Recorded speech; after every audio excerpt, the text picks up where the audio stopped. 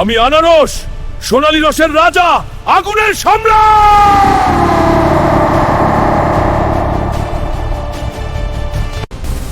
তোমরা না খেলে তোমাদের জীবন বৃথা।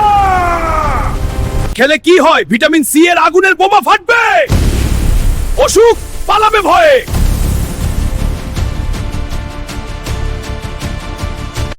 ব্রোমেলাইনের আগুন, হজমের আগুন জ্বলবে, পেটের আগুন নিভবে, শরীর হালকা হয়ে উঠবে আকাশে,